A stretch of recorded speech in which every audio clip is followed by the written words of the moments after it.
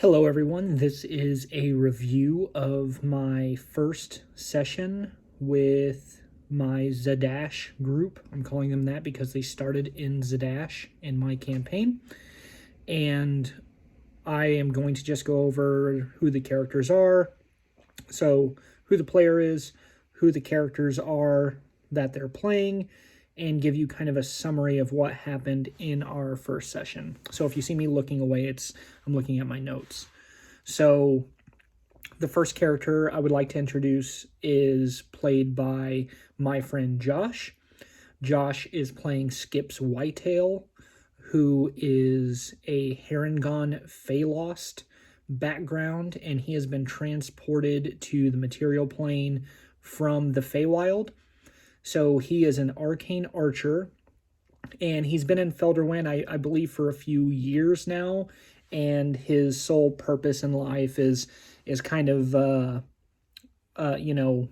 around helping the citizens of Felderwin, which is primarily halflings, and he has actually gotten some folk hero status because he has been hunting giant squirrels. So that's Skip's Whitetail. He's a bunny person from the Feywild and kind of trying to find his way in the material plane world in Wildmount. The next character, who is pretty directly related to Skip's, is played by Eileen. Eileen is playing Narissa, a changeling druid that was actually in the Feywild at the start of the session, and through some narration, it was revealed that Narissa was resting by this very vibrant pond or river area, and, with like the very beautiful purple grass and different crazy colored flowers, and as she was relaxing there at this area of water, she noticed some bubbles off deeper in the water. So naturally being curious and kind of wondering what was going on, she swam over, dove underneath, and began to see a figure that seemed to be drowning. So she came up for air, dove back down, and in a moment of rescue saw a young halfling boy. So a little halfling was drowning, and was able to grab and pull that halfling boy up and pull them to the shore. And as the halfling boy was laying on his back, coughing up water, she saved the little halfling boy's life. And after that happened, she began to look around, and Narissa realized she was no longer in the Feywild. So she was actually transported to Felderwin, and the little boy saw her changeling face and ran away, just never seeing a changeling before, and was a little frightened. So Narissa went over to the water's edge and started kind of looking in the water at herself to see, maybe there was something unusually scary about her. And she saw herself, but as an elf, being reflected back at her, and her elven reflection told her to seek out the Harengon. And again, this relates back to Skip's Whitetail. So Narissa changed her appearance to look like the elven reflection and began traveling around, and easily enough found Skip's Whitetail at a local tavern and told him, "Hey, I'm here to help you. I don't know why. I was told to do this."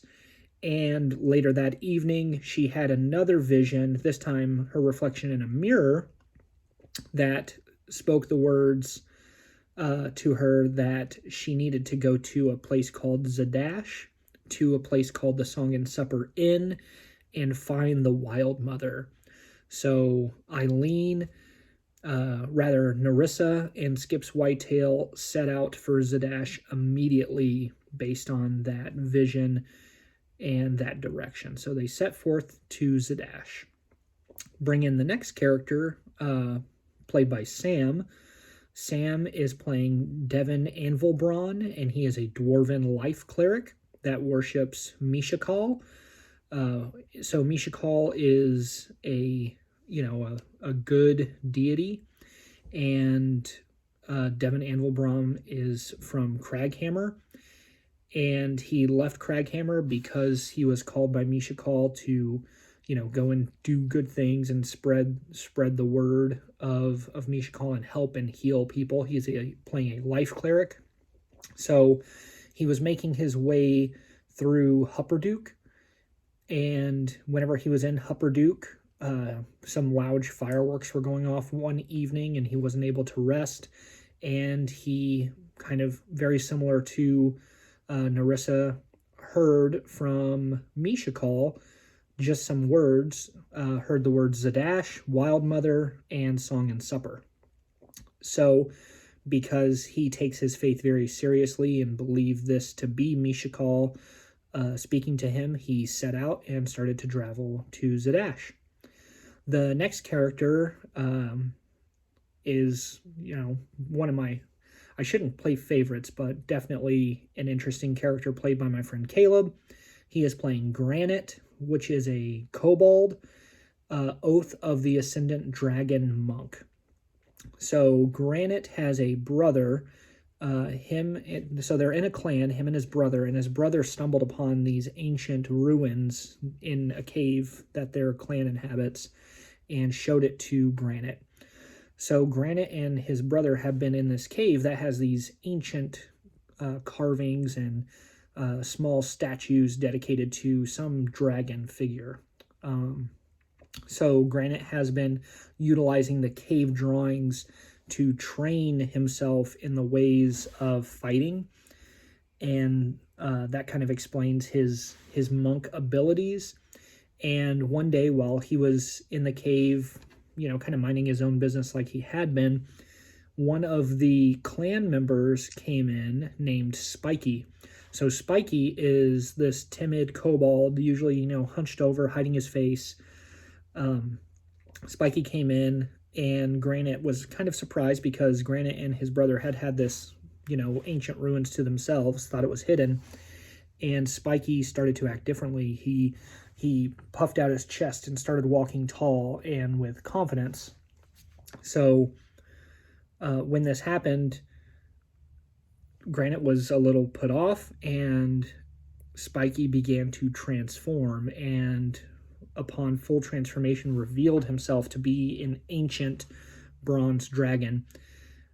Granite's response was to run away and go through one of the many little tunnels that they had dug out, and the bronze dragon used some of its ability to collapse in some of those tunnels and then charged Granite with going to Zadash, because there has been rumors of an evil dragon uprising happening, and he believes that Granite would be good to help stop that.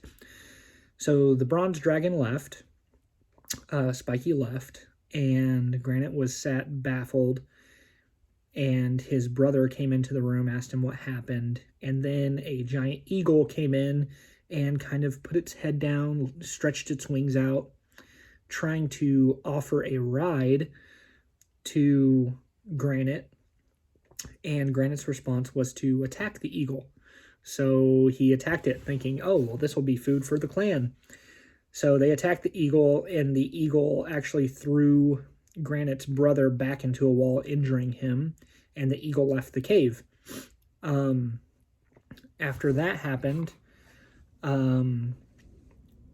the clan elders came in, and the tribe elder blamed Granite for his brother being injured and told him that he was banished to never be allowed to return again. So Granite left his clan after being banished for, being mistaken in the crimes of hurting his brother, and unknowingly set forth down the mountain into the Siren Green Forest, and eventually will make his way to Zadash, unknowingly. This little kobold has never ventured out of the mountains, and he's just kind of making his way through the world for the first time. The next character, played by my friend Jesse, he is playing Bilbo Swaggins. I hope that's not copyrighted. And Bilbo Swaggins is a halfling rogue. However, he is not your traditional, I'm going to steal everything rogue. He's actually the spy background, which is a variant of criminal. So he's a spy, and he was actually born and adopted into the Cobalt Soul, just raised his entire life as a member of the Cobalt Soul, doing clerical, library duties, and also some, learning some skills and abilities. All of that seemed kind of normal for his life. Eventually, he was actually graduated to this really prestigious position where he was residing in the personal archive of King Dwindle, the leader of the Dwendalian Empire. So he was the personal librarian for that archive, and he reported directly to a person named High Inquisitor Ephron. And Ephron was his mentor for about 3 years, and during those 3 years time, High Inquisitor Ephron was training Bilbo to become kind of a super spy without Bilbo knowing. So Bilbo eventually learned some extremely good skills and how to become a spy, kind of unknowingly. And then Ephron said that he had graduated and bestowed upon him the title of Inquisitor, and said your goal in life is no longer to necessarily serve the Cobalt Soul in a library, but is to go out into the world and protect knowledge at all costs, gather information, and influence the world in a positive way that builds up knowledge and peace. So he was said, go to, there's a Cobalt Soul archive in the city of Zadash, which is south of here, which Bilbo had been to a few times on some different travel, for some different travel reasons, and seek out Lord Jarmath, who's another High Inquisitor of the Cobalt Soul. So Bilbo left to seek out Lord Jarmath, and whenever he did, he arrived in Zadash, went to the Cobalt Soul archive there, found Lord Jarmath, and Lord Jarmath says, your first mission is to seek out a paladin who's technically an outlaw and worshiping the Wild Mother. So the Wild Mother is outlawed in the Dwendalian Empire. So Lord Jarmath knows this and sends Bilbo to find this paladin of the Wild Mother, and instead of bringing him to justice, which is what the Dwendalian Empire would want, to actually help him in his efforts, because this paladin is actually doing some good deeds in the city of Zadash. So the last character, played by my friend Mike, is Leon. Leon is a human paladin of the Wild Mother and was actually raised in the Church of the Dawnfather in the Empire, so he worshipped Pelor his entire life. And there was one night where he had this dream where Melora, or the Wild Mother, came to him and said, it's actually been me granting you all of your abilities this entire time. The Dawnfather is great. I appreciate all of his abilities and his tenets. However, you are a champion of me, the Wild Mother. So upon hearing that, Leon then swore fealty to the Wild Mother, left the protection of the Church of the Dawnfather in Zadash, and moved into the Song and Supper Inn, where he has been helping the people of Zadash any way that he can. So everyone gets to Zadash and eventually makes their way to the Song and Supper Inn, and after some confusion on who is the Wild Mother, and some kind of shifty looks from different people, hearing that word, hearing the Wild Mother's name spoken, knowing that it is outlawed to even reference her, that you could be, questioned or even put in jail for worshiping the Wild Mother, they eventually all go into a back room where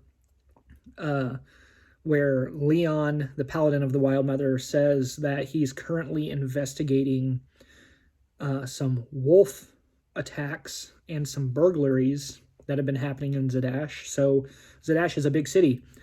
How can wolves get in, right? And people are reporting to hear wolf howls at night. So the most recent attack was at a butcher shop.